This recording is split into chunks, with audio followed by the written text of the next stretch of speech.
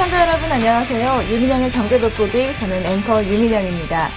우리는 학창시절을 돌이켜보면요, 항상 정답 찾기를 배웠던 것 같습니다. 그런데 살아가다 보면 인생에 정답이 있는 것이 아니라는 것을 점점 깨닫게 되곤 하죠. 그런데 정답이 정말 보이지 않을 때 어떻게 해야 할까 참 고민도 많이 되실 겁니다. 이런 상황에 대해서 어떤 한 시인이 조언을 내놨는데요. 한번 그 고민 앞에서 허허 웃고 나면 정답이 아니더라도 새로운 길이 보인다고 합니다. 2월 11일 수요일 경제돋보기 지금부터 시작하겠습니다.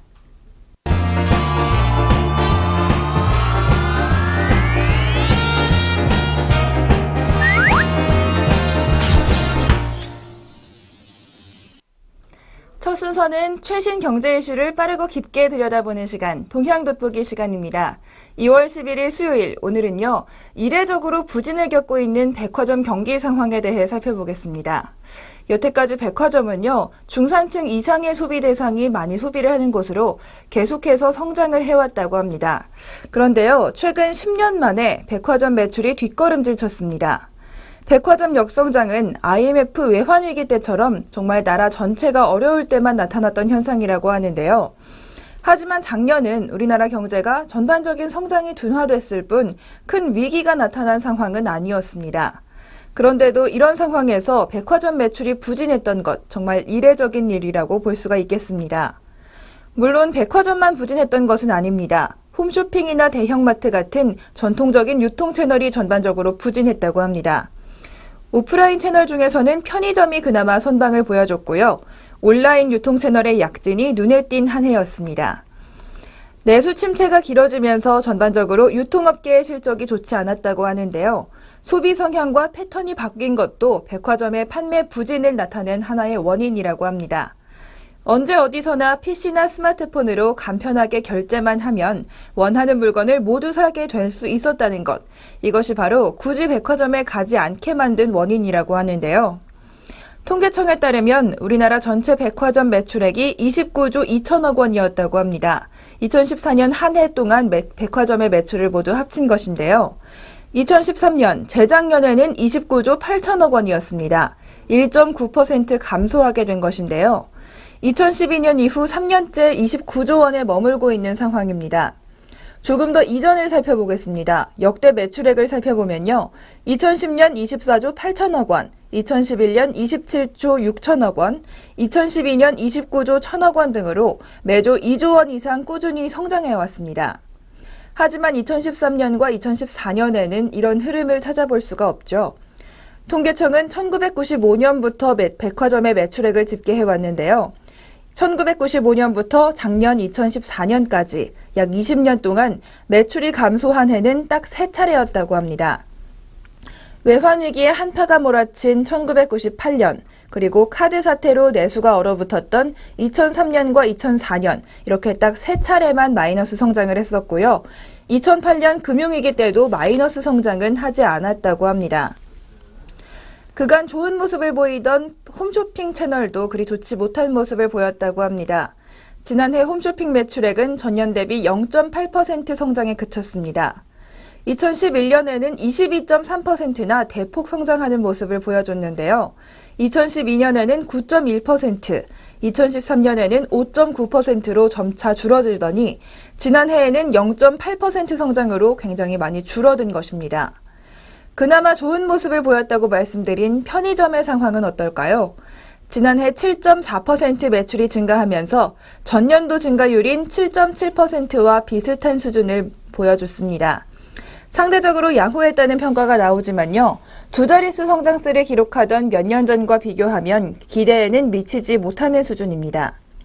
요즘 내수 상황이 전반적으로 좋지 않다고 하는데요. 전체 민간 소비 성장률과 한번 비교를 해보도록 하겠습니다. 민간 소비 성장률은 2010년부터 4.4%, 2.9%, 1.9%, 2%, 그리고 지난해에는 1.7%로 조금씩 하락 추세를 보여주고는 있지만 최근에는 2% 안팎을 그래도 유지하는 중입니다. 반면 백화점의 매출액 증가율 역시 2010년부터 살펴보겠습니다. 11.6%, 11.4%, 그리고 5.4%, 다음 해에는 2.6%를 기록하더니 지난해에는 마이너스 1.9%를 기록했습니다. 훨씬 더 가파르게 하락 중인 것을 숫자로 보실 수가 있는데요. 백화점의 큰 위기라고 볼 수가 있겠습니다. 이런 백화점의 역성장, 보시다시피 내수 침체로만은 설명하기가 어렵습니다. 구조적 한계에 봉착한 것 아니냐는 우려도 나오고 있는데요. 내수 부진 장기화로 전체 소비 시장의 성장도 더딘 가운데 합리적인 소비 행태가 강해지고요. 오프라인에서 온라인 유통 매체로의 이전이 나타나고 있습니다. 실제로 지난해 인터넷과 모바일 쇼핑 거래액은 모두 합쳐 45조 2천억 원이었습니다. 전년 대비 17.5% 증가했는데요. 내수가 부진한 상황에서도 이 정도 성장률을 보여줬다는 것 참 이례적인 일이라고 볼 수가 있겠죠. 이 중에서도 모바일 쇼핑의 거래가 폭발적으로 증가하고 있습니다. 2013년 6조 6천억 원 규모에서 2014년 14조 8천억 원으로 무려 한 해 동안 126%나 늘어난 것입니다. 온라인 쇼핑에서 사는 상품의 종류도 백화점에 많은 타격을 주고 있습니다. 화장품과 의료, 음식료품이 각각 27%, 17%, 12%나 늘었습니다. 이들 상품은 백화점의 주력 상품군이라고 볼 수가 있죠. 또 해외 직구도 백화점의 부정적인 역할을 보여주고 있는데요. 관세청에 따르면 지난해 해외 직구를 통한 수입 건수와 금액이 각각 39%, 49% 늘었습니다. 의류가 전체 직구의 19%를 차지했고 신발과 화장품, 핸드백 등 이런 상품들을 직구로 많이 구매하는 것으로 나타났습니다. 백화점에 많은 타격을 줄 수 있는 상황이겠죠. 전체 내수가 부진한 상황, 그리고 특히 오프라인보다는 온라인으로 소비자들이 몰려가고 있는 상황, 백화점이 참 힘든 시기를 겪을 수밖에 없어 보입니다. 전통적인 유통 채널이 모두 힘든 시기를 겪고 있지만 그중에서도 고급 제품을 주로 파는 백화점의 타격이 가장 심한 것 같습니다. 이렇게 온라인으로 또 해외 직구로 소비 행태가 변해가는 모습, 전통적인 유통업계에 많은 영향을 주고 있는 상황이었습니다.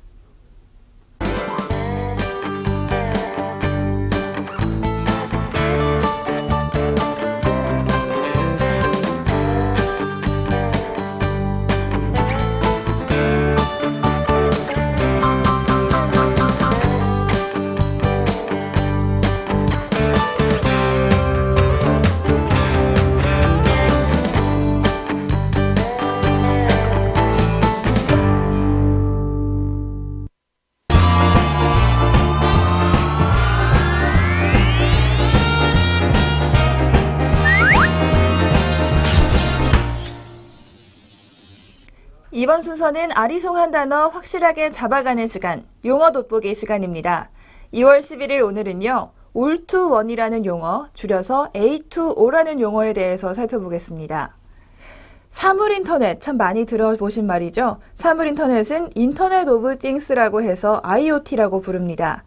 또 사물인터넷이 확장돼서 모든 것을 연결한다, 이런 의미로 최근 인터넷 오브 에브리띵, 즉 IOE, 만물인터넷이라고 부르기도 합니다. 그런데 최근에 all-to-one, 즉 ATO라는 새로운 개념이 주목받고 있습니다. 모든 사물과 사람이 하나로 연결된 초연결 사회에서 이를 유기적, 지능적, 자율적으로 통제하는 합일 제어 시스템이라고 하는데요. 모든 사물인터넷을 연결해서 스마트 시티를 만들고 효율적인 재난구조 시스템을 만들 수 있고 또 자율적으로 주행하는 자동차를 만들어내는 것을 예로 들 수가 있습니다. 쉽게 말하자면 사물인터넷 IoT가 클라우드로 연결된 것이 만물인터넷인 IOE고요. 또 이 만물인터넷을 더 크게 묶어서 하나의 시스템으로 만든 것이 바로 합일 제어 시스템 ATO라고 볼 수가 있습니다. 이제 막 사물인터넷, IoT가 생활 속으로 하나둘 들어온 상황에서 벌써 이렇게 ATO를 거론하는 것은 조금 이른 일이라고 볼 수도 있습니다. 하지만 인터넷과 스마트폰이 지난 10년 동안 굉장히 우리 생활을 많이 바꾼 것처럼 IoT로 시작해서 ATO까지 앞으로 10년간 우리 생활을 정말 많이 바꿀 수 있을 것이라는 예상이 나오고 있는데요. ATO가 실생활에 활용될 수 있는 예시를 하나 들어드리겠습니다. 만약 발전소가 사고로 정지됐을 때 ATO가 작동한다면 어떤 일이 벌어질까요? 전기 생산이 줄자 음식이 없는 냉장고 그리고 빈방에 켜진 TV나 전등은 자동으로 꺼지게 됩니다. 에어컨 설정 온도는 자동으로 내려가고요. 발전소가 가전제품 등 전기를 쓰는 기기와 실시간으로 정보를 주고받으면서 발전량과 사용량을 조절합니다. 다른 예를 한 가지 더 들어드리겠습니다. 크리스마스로 곳곳에 사람이 몰렸을 때 지금 같으면 교통체증에 많은 분들이 불편을 겪으실 텐데요. ATO가 활성화된다면 교통체증을 막을 수가 있습니다. 차들이 정보를 주고받으면서 혼잡을 피할 수 있는 건데요. 모든 차량과 개인 디바이스가 직접 소통하기 때문에 도로에 신호등도 없어질 수 있다고 합니다. 이처럼 세상의 모든 사람과 물건이 디지털 정보를 온라인으로 주고받으면서 유기적, 지능적, 자율적으로 소통하고 통제하는 시대가 다가오고 있다고 합니다. 톰슨 로이터 등 전문기관은 10년 후인 오는 2015년 정도라면 모든 것이 연결되는 세상이 올 거라고 말하고 있습니다. 실제로 미국과 독일, 일본 등과 시스코나 IBM, 구글 같은 글로벌 기업들은 여러 종류의 사물 인터넷 플랫폼을 하나로 묶어 통제하는 시스템 개발을 서두르고 있습니다. 모든 시스템 플랫폼을 하나로 묶고 제어하는 ATO 시스템의 표준화와 또 시장 선점을 위한 기술 개발에 나서고 있는 것입니다. 실제로 미국은 지난 2013년부터 스마트 아메리카 챌린지라는 프로젝트를 개발하고 있는데요. 정부와 기업 등 100여 곳이 손잡고서 전력과 건강, 교통, 제조, 건물, 항공, 재난구조 등 7개 분야의 24개 IoT 융합 서비스를 개발하고 있습니다. 모든 IoT를 연결해서 제어할 수 있는 ATO 시스템을 전 세계에 구축하겠다는 것이 목표입니다. 우리나라의 상황은 어떨까요? 전문가들은 한국이 늦은 IoT를 만회하기 위해서 ATO 개발로 가로질러야 한다고 주장하고 있습니다. 삼성전자가 5년 내 모든 가전제품을 IoT로 연결하겠다고 선언했지만 다른 IoT 플랫폼과의 연동도 중요하다는 지적입니다. 독자적인 개발은 자칫 갈라파고스 같은 고립을 만들 수 있다는 우려가 나오는데요. 사물 인터넷 시대 본격적으로 다가오고 있습니다. 정말 실생활에서도 피부로 느끼시는 분들도 많으실 텐데요. 하지만 이제 산업계는 사물 인터넷 시대 이후를 들여다보고 있습니다. 사물 인터넷을 연결해서 하나의 큰 유기체를 만드는 all-to-one, ATO 시대가 다가오고 있는 겁니다. 세계 각국의 다양한 기업들이 어떤 식으로 기술을 발전시켜 나갈지 주목되고 있는 상황입니다.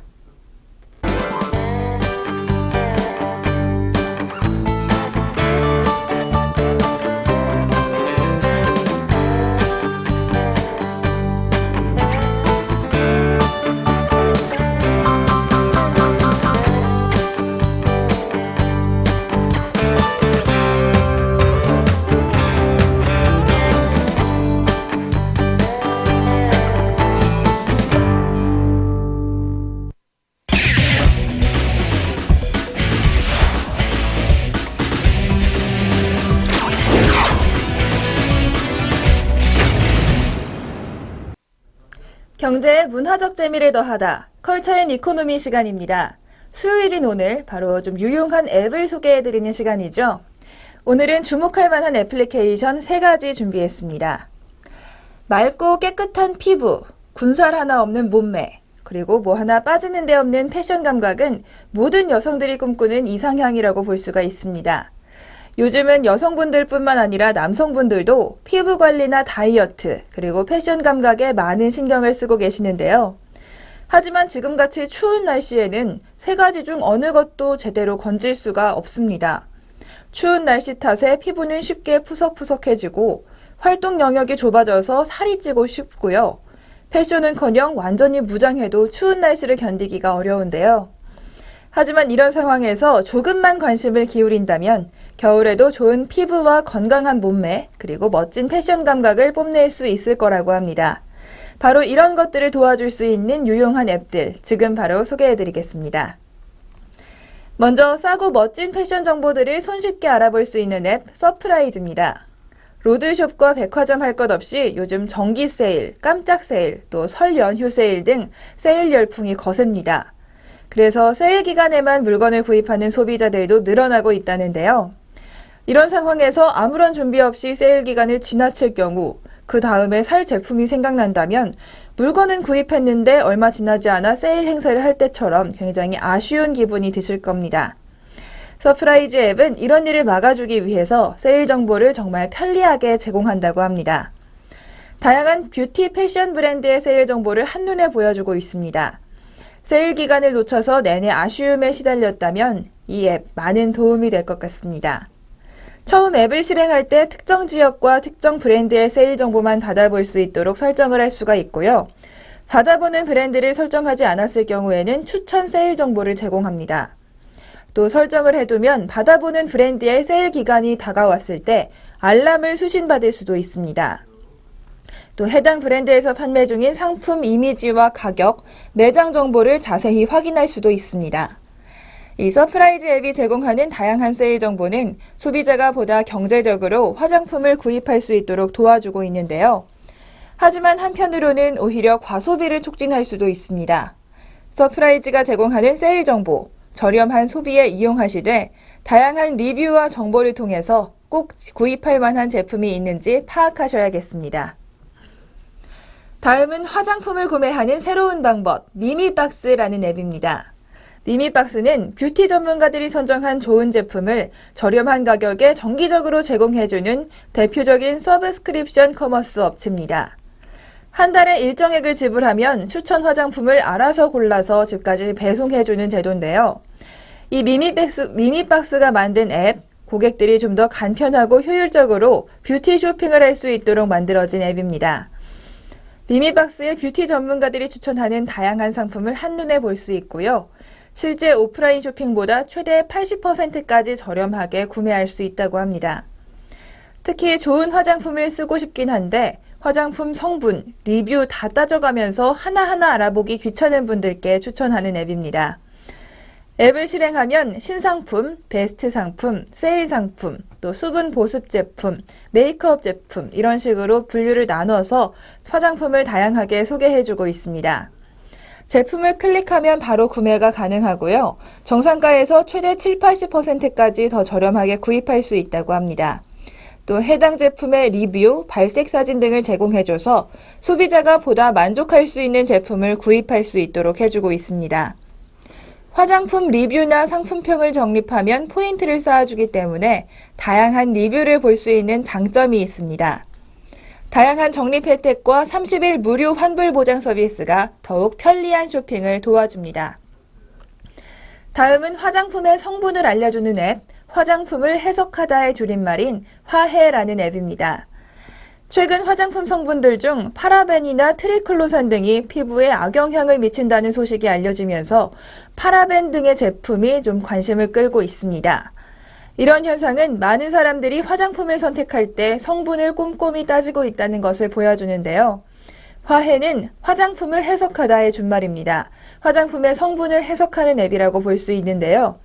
국내외 다양한 브랜드 화장품의 성분을 꼼꼼히 분석하고 유해 의심 성분 함유 여부를 안내해서 소비자의 안전한 화장품 구매를 돕고 있습니다. 앱에서는 제품 검색, 실시간 랭킹, 최근 등록된 제품, 추천된 리뷰를 통해서 제품 후기와 함께 해당 제품의 성분을 파악할 수가 있습니다. 제품을 선택하면 상세한 제품 정보를 확인할 수가 있는데요. 안전도 체크와 피부 타입별 관련 성분, 기능성 성분으로 구성되어 있습니다. 안전도 체크 항목은 주의 성분 포함 여부와 함께 함유량의 정도를 보여줘서 안전한 화장품 구매를 도와줍니다. 또 성분 사전을 클릭하면 등급이나 주의 성분, 알레르기 성분 등 다양한 화장품 성분 정보를 확인할 수가 있고요. 검색을 활용해서 특정 성분의 정보를 파악할 수도 있습니다. 이런 제품의 성분 정보와 함께 실제 사용자들의 리뷰를 한 번에 볼 수가 있습니다. 기본적으로 1개의 리뷰가 제공되는데 자기가 제품의 리뷰를 등록한다면 더 많은 리뷰를 볼 수 있게 됩니다. 추가 메뉴인 화해 플러스 메뉴는 실생활 팁부터 화장 팁까지 다양한 비법들을 소개합니다. 데일리 메이크업 같은 뷰티 팁의 경우에는 동영상으로도 설명이 제공되는데요. 우리가 매일 사용하는 화장품, 성분에 따라 두통부터 다양한 장애까지 유발할 수가 있다고 합니다. 무심코 넘길 만한 사안이 아닌데요. 이 화해라는 앱은 안전한 화장품 구매를 도와서 소비자가 안심하고 화장품을 사용할 수 있도록 만들고요. 나아가서 화장품을 만드는 기업에게는 안전한 화장품을 만들도록 경각심을 불러일으키고 있습니다. 화장품을 구매하기 전에 피부 타입별, 민감성 정보를 고려해서 다양한 제품들의 정보 꼭 확인해 보시면 좋겠습니다. 마지막으로 운동을 도와주는 앱, 바로 PT룩입니다. 강추위로 인해 운동은커녕 외출도 꺼려지는 요즘, 늘어만 가는 체중은 남녀 모두의 고민이라고 볼 수가 있겠는데요.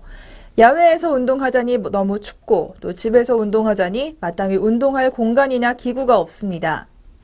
이런 고민에 빠진 우리를 도와주는 앱 PT룩은 실제 전문 트레이너와 영양사가 개발에 참여한 앱인데요. 개인별 맞춤 운동과 식단을 통해서 효과적인 다이어트를 할 수 있도록 도와줍니다. 앱을 실행하고 키와 체중, 운동 장소, 또 운동 가능 요일 등을 선택하면 오늘의 칼로리, 그리고 오늘의 운동, 오늘 먹을 음식 등을 추천해 줍니다.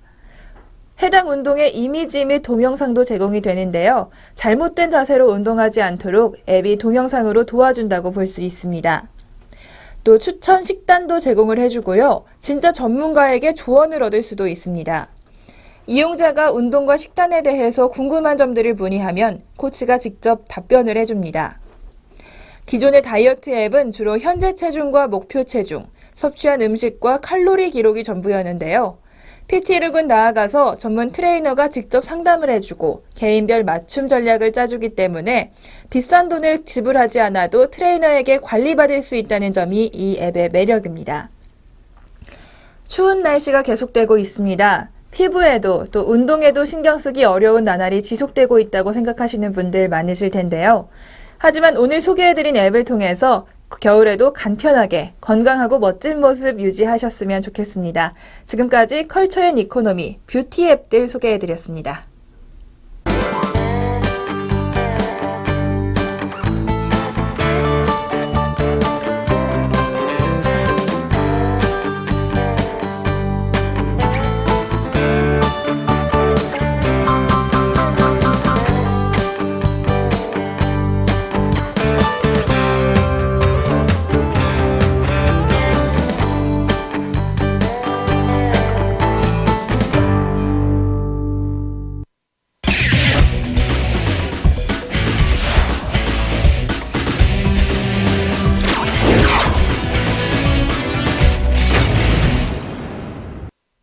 경제 돋보기 이번 순서는 주목할 만한 주식들 소개해드리는 주식 한마디 시간입니다. 오늘은 SK C&C에 대해서 소개해드리겠습니다. SK C&C 4분기 실적이 나왔는데요. 4분기 매출액은 전년 동기 대비 1.6% 감소했고요. 영업이익은 반대로 6.7% 늘어났습니다. 시장의 기대치를 다소 하회하는 실적이라고 분석이 되는데요. 공공부문 매출 감소로 매출이 예상치를 하회했고요. 중고차와 중고폰을 대상으로 하는 유통부문의 매출도 예상보다 적었습니다. 하지만 과거 SK C&C의 실적이 시장 기대치를 계속해서 충족해오면서 기대치가 굉장히 높았다는 점을 고려한다면 아직은 성장세가 꺾이지는 않았다는 분석입니다. 특히 반도체 모듈 사업의 성장이 기대되고 있는데요. 2013년 인수한 ISD 테크놀로지를 사명을 에센코어로 변경한 이후에 반도체 모듈 사업을 강화하고 있습니다. 최근에는 반도체 모듈 브랜드인 클리브까지 출시를 했는데요. 최근 게임용 PC 업체나 게임 마니아들을 겨냥해서 모듈 제품을 판매하고 있습니다. 기존 B2B 사업에서 B2C 사업으로 소비자들에게 직접 다가갔다는 것에서 의미가 있는데요. 한편 중고차 사업은 시세 약세 때문에 오프라인 시장이 다소 부진한 상황입니다. 하지만 온라인 중고차 부문의 실적은 예상 수준대로 진행되고 있다는 것이 파악되고 있습니다. 실적 발표와 함께 올해 실적 가이던스가 함께 공시됐는데요. 매출은 3조 원, 영업이익은 3,200억 원 수준을 공시했습니다. 증권가의 예상치와 비슷한 수준으로 올해도 매출과 영업이익이 20% 성장세 가능할 것으로 전망되고 있습니다. 주로 IT 외의 다른 분야가 성장을 견인할 것으로 판단이 되고 있는데요. 최근의 실적이 다소 기대에는 미치지 못했지만 성장 추세는 지속되고 있는 것으로 판단되고 있었습니다. 오늘의 주식 한마디 SK C&C에 대해 살펴봤습니다.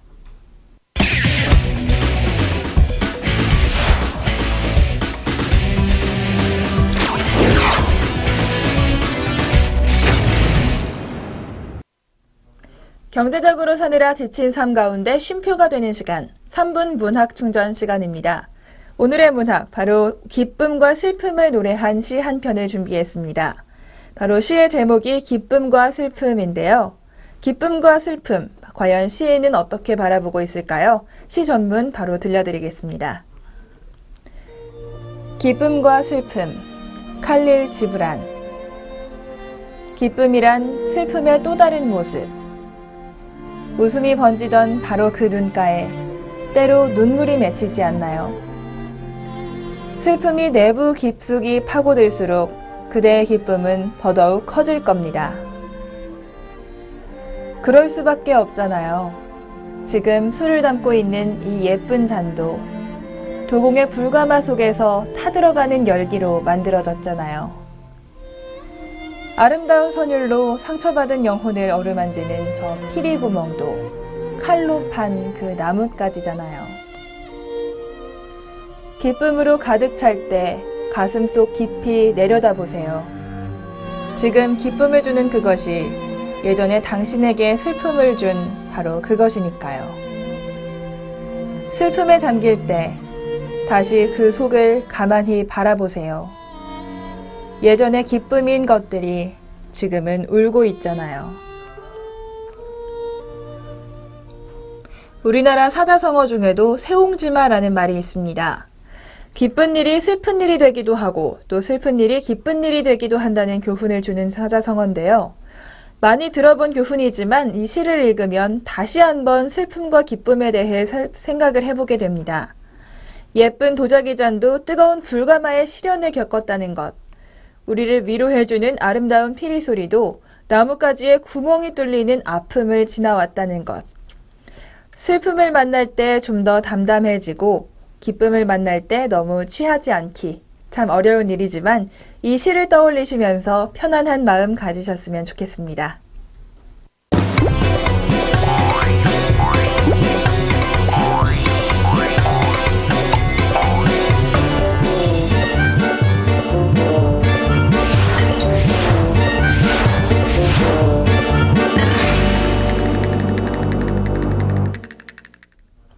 입춘이 지나면서 날이 조금씩 풀리고 있다고는 하지만 아직도 추운 날씨가 계속되고 있습니다. 조금씩 따뜻해지는가 싶어도 한동안은 매서운 바람을 종종 만나게 되겠죠. 춥고 차가운 바람은 매년 겨울마다 겪지만 또 매년 또 견디기가 어려운 것이 사실입니다. 하지만 여태껏 매해 겨울을 잘 보내왔듯이 계속해서 극복해 나갈 수 있을 거라 믿습니다. 유민영의 경제돋보기 오늘 여기서 마무리하고요. 내일 오전 10시 30분에 다시 찾아뵙겠습니다. 시청해주신 여러분 고맙습니다.